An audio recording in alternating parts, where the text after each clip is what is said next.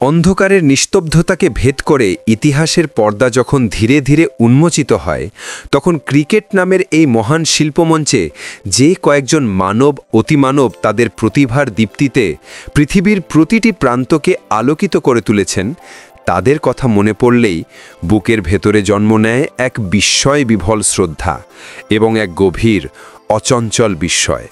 Cricket, যেখানে প্রতিটি বল শুধু এক টুকরো চামড়া নয় বরং ভাগ্যের ঘূর্ণাবর্ত, যেখানে প্রতিটি রান কেবল সংখ্যা নয় বরং সংগ্রামের চূড়ান্ত ঘোষণা, যেখানে প্রতিটি উইকেট কেবল প্রতিপক্ষের পতন নয় বরং দিগন্তব্যাপী বিজয়ের সুর, সেই মঞ্চে কিছু কিংবদন্তি উঠে এসেছেন এমন উচ্চতায় যা স্বপ্নেরও অতীত।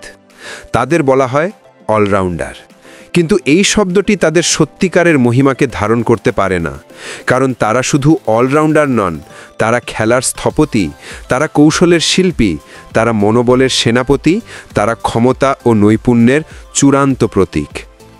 ক্রিকেট ইতিহাসের মহাকাব্যিক ভাণ্ডার খুললে দেখা যায় সবচেয়ে উজ্জ্বলতম 5টি নক্ষত্র আলোকিত হয়ে আছে এই আকাশে, যাদের প্রতিভা যুগের পর যুগ ধরে নতুন প্রজন্মের ক্রিকেটারদের জন্য অনুপ্রেরণার মশাল হয়ে জ্বলছে। আজ আমরা ঠিক সেই 5 নক্ষত্রের কথা বলবো।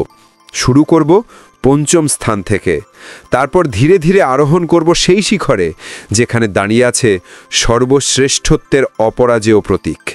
এই মহাকাব্যের 5ম অধ্যায়ে যখন প্রবেশ করি তখন ভেসে ওঠে নিউজিল্যান্ডের এক শীতল সকাল, যেখানে কিউইদের শান্ত বাতাসকে চিরে উঠে আসে এক অগ্নিগোলক, যার নাম স্যার রিচার্ড হ্যাডলি। হ্যাডলি কেবল একজন বোলার ছিলেন না, তিনি ছিলেন গতি, নিখুঁততা এবং বুদ্ধিমত্তার এক জীবন্ত সংমিশ্রণ। তার বল যখন ব্যাটসম্যানের দিকে ধেয়ে আসত তখন তা শুধু বলের গতি ছিল না, তা ছিল এক ধরনের মনস্তাত্ত্বিক যুদ্ধ। অফ স্টাম্পের বাইরে তার অবিশ্বাস্য লাইন, সুইংয়ের সূক্ষ্ম বাঁক এবং লেংথের এমন নিয়ন্ত্রণ ছিল যা কোনো ব্যাটসম্যানই নির্ভয়ে খেলা নিতে পারত না। হ্যাডলির প্রতিটি ডেলিভারি ছিল কবিতার মতো নিখুঁত, কিন্তু সেই কবিতাই ছিল তীক্ষ্ণ শলাকার মতো আঘাত। প্রতিটি বল ছিল শিকারীর তীরের মতো ক্ষিপ্র। উইকেট নেওয়া ছিল তার কাছে সহজাত, স্বভাবজাত, যেন উইকেটগুলো তার দিকে নিজেই ছুটে আসত। তবে তার প্রতিভা এখানেই থেমে থাকেনি। লেট অর্ডারে নেমে ব্যাট হাতে হ্যাডলি হতেন আরেক রূপে উন্মোচিত। তিনি ছিলেন আগ্রাসী, নির্ভীক, পরিস্থিতি অনুকূল যোদ্ধা, যিনি ধ্বংসস্তূপের ওপর দাঁড়িয়েও দলের জন্য অপরিহার্য রান তুলতে পারতেন। নিউজিল্যান্ডের ক্রিকেট ইতিহাসে একক প্রচেষ্টায় এতগুলো ম্যাচ জেতানোর ক্ষমতা আর কারো ছিল না। হ্যাডলি শুধু বোলার নন, তার নাম ইতিহাসের পৃষ্ঠায় মুদ্রিত আছে সর্বকালের অন্যতম সবচেয়ে দক্ষ, সবচেয়ে কার্যকরী এবং সবচেয়ে শিকারী অলরাউন্ডার হিসেবে। এই কারণেই তাকে এই তালিকার 5ম স্থানে রাখা হলেও তার মহিমা কখনো সংখ্যার সীমায় বাঁধা পড়ে না। হ্যাডলি মানেই শৃঙ্খলা, ধৈর্য, নিখুঁততা এবং একা হাতে যুদ্ধ জয়ের প্রতীক। এরপর আমরা প্রবেশ করি 4র্থ নক্ষত্রের আলোয়, যার নাম উচ্চারিত হতেই ক্রিকেট বিশ্বের বুকে বেজে ওঠে নেতৃত্বের রণহুঙ্কার, সাহসিকতার অদম্য ঢেউ এবং এক রাজকীয় কণ্ঠস্বরের প্রতিধ্বনি। তিনি ইমরান খান, সেই পাকিস্তানের মহান নায়ক যিনি ক্রিকেটার হিসেবে প্রতিভার পূর্ণতা যেমন দেখিয়েছেন তেমনি দেখিয়েছেন অসাধারণ নেতৃত্ব গুণের সর্বোচ্চ উচ্চতা। ইমরান খানকে শুধু ক্রিকেটার হিসেবে বিচার করলে তার মহিমা অসম্পূর্ণ থেকে যায়, কারণ তিনি ছিলেন এমন একজন নেতা যিনি খেলাকে দেখতেন যুদ্ধক্ষেত্রের মতো, যেখানে প্রতিটি সিদ্ধান্তই ভবিষ্যতের ইতিহাস নির্ধারণ করে। যুব বয়সে তিনি ছিলেন আগুনের মতো পেসার, তার গতি ছিল অকুতভয়, তার রিদম ছিল অদম্য, তার শরীরী ভাষা ছিল প্রতিপক্ষকে ভয় দেখানোর মতো প্রবল। সময়ের সাথে সাথে যখন তিনি রিভার্স সুইংয়ের শিল্পকে আয়ত্ত করলেন তখন তার পেস বোলিং হয়ে উঠল আরও রহস্যময়, আরও ধ্বংসাত্মক। তিনি বল হাতে ঠিক কী করতে পারেন তা প্রতিপক্ষ কখনোই বুঝে উঠতে পারত না। এটাই ছিল তার সবচেয়ে বড় শক্তি। ব্যাট হাতে তিনি ছিলেন নির্ভরতার প্রতীক। ধসে পড়া ইনিংসে এসে তিনি ঠান্ডা মাথায় খেলতেন আর সুযোগ পেলে আক্রমণাত্মক ব্যাটসম্যান হিসেবেও নিজেকে প্রমাণ করতেন। তবে তার ক্যারিয়ারের সর্বোচ্চ পরিচয় হল নেতৃত্ব। 1992 সালের ওয়ার্ল্ড কাপে তার ব্যবহৃত কৌশল, তার অনুপ্রেরণাদায়ক ভাষণ, যথাযথ সিদ্ধান্ত এবং অভাবনীয় আত্মবিশ্বাস তাকে ক্রিকেট ইতিহাসের সর্বকালের অন্যতম সেরা অধিনায়ক হিসেবে প্রতিষ্ঠিত করেছে। ইমরান শুধু ট্রফি জেতেননি, তিনি যুব ক্রিকেটারদের ভেতরে সঞ্চার করেছিলেন এক নতুন বিশ্বাস যে অসম্ভব বলে কিছু নেই। তার ক্রিকেটীয় ক্যারিয়ার তার জাতির কাছে যেমন গর্বের, ক্রিকেট বিশ্বের কাছে তেমনি অমূল্য একটি স্থাপত্য। তার মতো সাহস, দৃষ্টিশক্তি এবং কৌশলগত বুদ্ধিমত্তার সমন্বয়ে ক্রিকেট ইতিহাসে খুব কম দেখা যায়।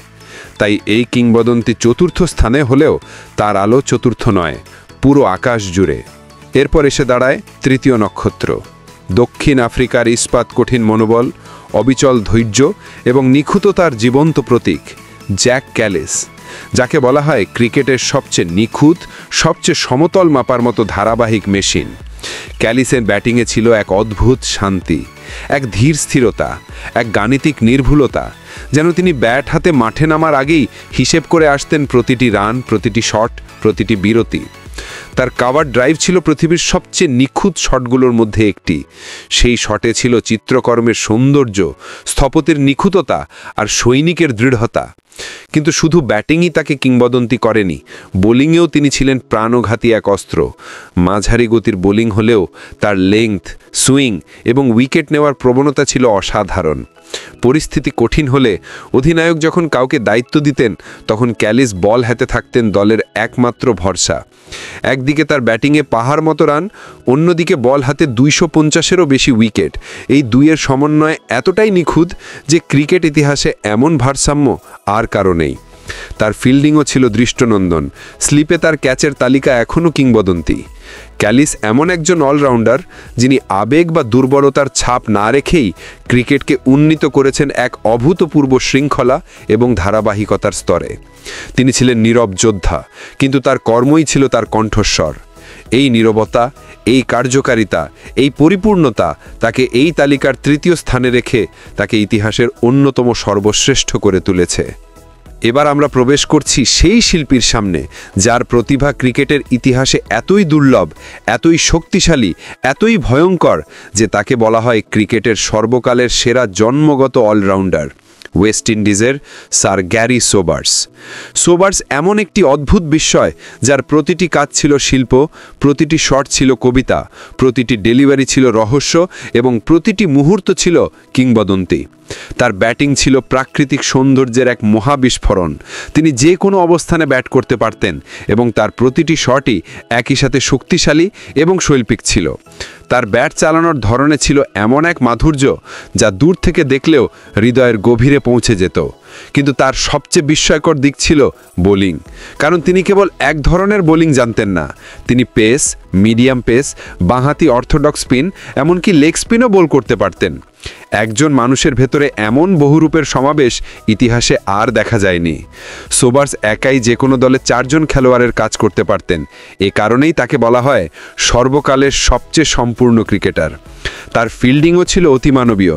লাফিয়ে, স্লাইড করে, ডাইভ দিয়ে তিনি এমন সব ক্যাচ ধরতেন যা সাধারণ মানুষের কল্পনারও বাইরে। সোবার্স শুধু ক্রিকেটার ছিলেন না, তিনি ছিলেন ক্রিকেটের কবি, ক্রিকেটের চিত্রকর, ক্রিকেটের স্থপতি। তার মেধা যতটা বিস্ময়কর ছিল, তার উপস্থিতিও ততটাই রাজকীয় ছিল। তাই তিনি ইতিহাসের সেরা অলরাউন্ডারদের তালিকায় 2য় স্থানে অধিষ্ঠিত। কিন্তু তার প্রতিভা দ্বিতীয় নয়, প্রথমেতেও সুলভ। এবং অবশেষে আমরা পৌঁছালাম সেই শিখরে যেখানে দাঁড়িয়ে আছে এক নাম, এক জাতির গর্ব, এক বিশ্বের বিস্ময়, এক ক্রিকেটীয় মহাকাব্যের জীবন্ত সারাংশ। তিনি সাকিব আল হাসান, বাংলাদেশের সেই জীবন্ত লিঙ্গন্দি যিনি প্রমাণ করেছেন যে প্রতিভা কোনো ভূগোলের সীমা মানে না, স্বপ্ন কোনো শক্তির কাছে মাথা নত করে না। সাকিব এমন একজন অলরাউন্ডার যিনি বিশ্বের র্যাঙ্কিংয়ে শীর্ষে থেকেছেন বছরের পর বছর, এবং তাকে দেখেই বোঝা যায় একজন সত্যিকারের ক্রিকেটার কাকে বলে। ব্যাট হাতে তিনি ঠান্ডা মাথার শল্য চিকিৎসকের মতো। পরিস্থিতি বুঝে খেলা তার ডিএনএতে লেখা। তিনি যখন উইকেটে থাকেন তখন প্রতিপক্ষ জানে ম্যাচ তাদের হাত থেকে সরে যেতে পারে যে কোনো মুহূর্তে।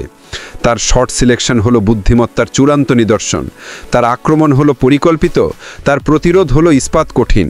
আর বল হাতে তিনি ক্রিকেট ইতিহাসের অন্যতম সবচেয়ে বুদ্ধিমান স্পিনার। লাইন, লেংথ, গতি, ফ্লাইট, ভ্যারিয়েশন প্রতিটি তার নিয়ন্ত্রণে।